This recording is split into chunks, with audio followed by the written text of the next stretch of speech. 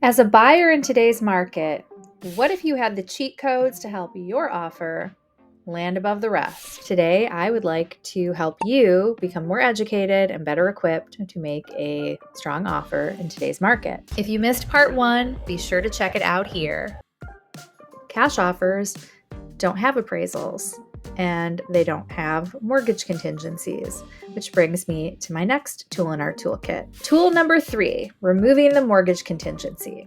Now, this is risky because with a mortgage offer, if it doesn't appraise or you can't get approved for the mortgage for some other reason, like your income or your job or something else like that, or something that came up in your underwriting that you were not aware of, you could put your earnest money at risk, being in default because you don't have a legal out in the contract. You would be in default of the contract and you would potentially lose your earnest money.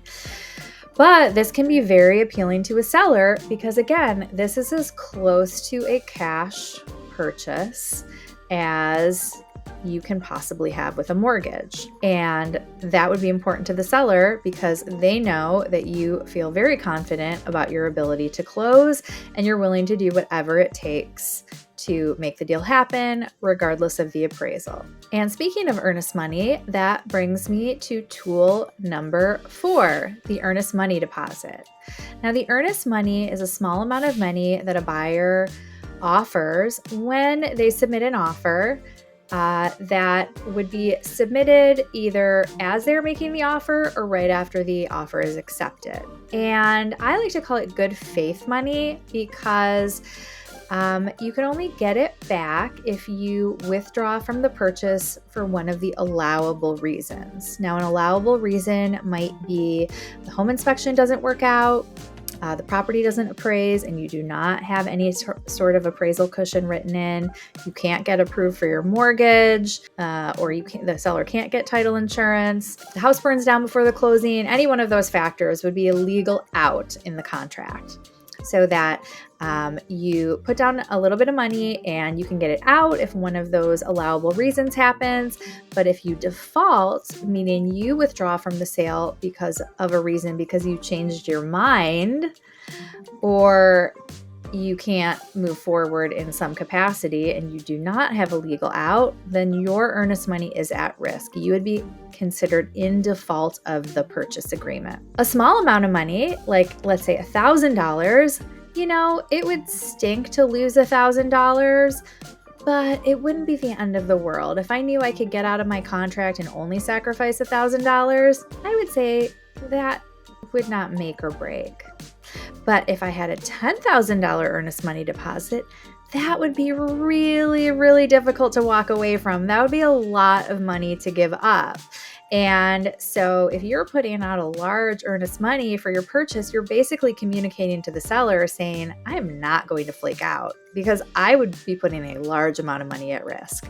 So as you can imagine, the higher the earnest money amount, the stronger the offer, the more attractive to a seller because the less likely that you are willing to risk that money and walk away from the transaction. Some buyers in a highly competitive situation may even be willing to release the earnest money to the seller right before the closing. So the earnest money normally stays in escrow in the broker's account or the title company's account until the closing.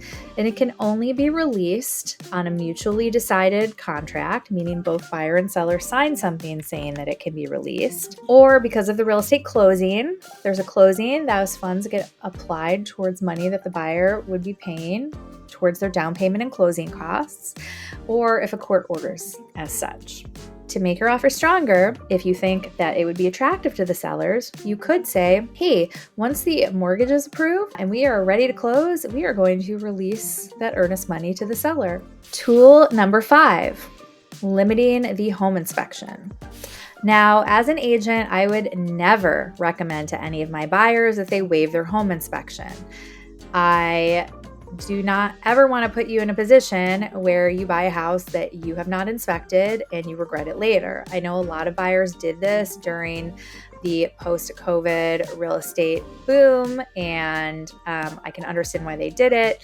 It removes that potential contingency and allows you to move forward without a deal falling apart because of the inspection, for all of the reasons that we discussed previously. If you as a buyer told me that you wanted to waive your inspection, I would make you sign something that said that you understand that I did not advise you of that and that I did not recommend that you do that. But you can limit the home inspection in several ways that may be attractive to a seller. So you could say that the inspection is just pass or fail, meaning that you are either going to move forward with the house as is or you are not, but you are not going to negotiate, ask for repairs, or ask for a price reduction after the inspection. That way you are more likely to move forward unless something major came up. And while this is not the most important thing to a seller, if you are in a competitive offer situation and your offer is very close to another buyer's offer financially, that may be something that sort of like tips the scales in your favor. Keep watching.